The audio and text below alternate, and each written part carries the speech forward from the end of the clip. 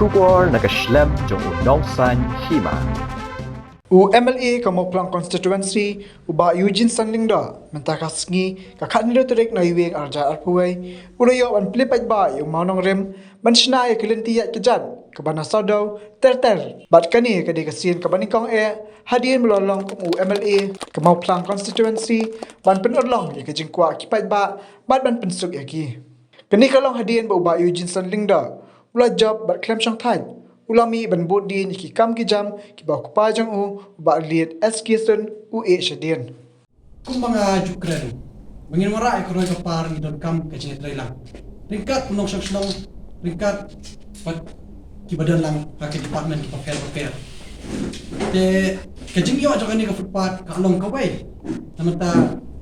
ka ba ka irap sibuni ho ni la don ka jingye kren bangiran kam sa ki paper ndray bangi la yo tang ka footpath shwaru national ka ade ka jikar khung ka bakra namata kinong sang akan dikatakan. Jadi kini kita kam kumbang la ikran ngasutna ka jing ikran kalong ka jing ikran ka ba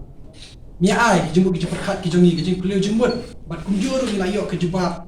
na kalian ke department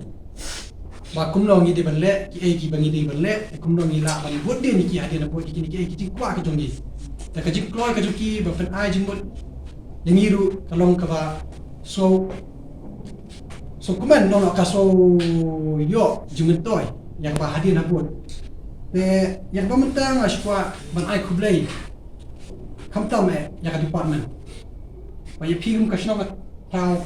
ba nulu menshwa kla ya budin ya kani kumla ongi dan basno te no Korea West ba kla ya budin kani nulu por bidang dari pa hadin ba kelawan kani ka tulen ka highway bypass ila dono yang footpath mentang ila yok yang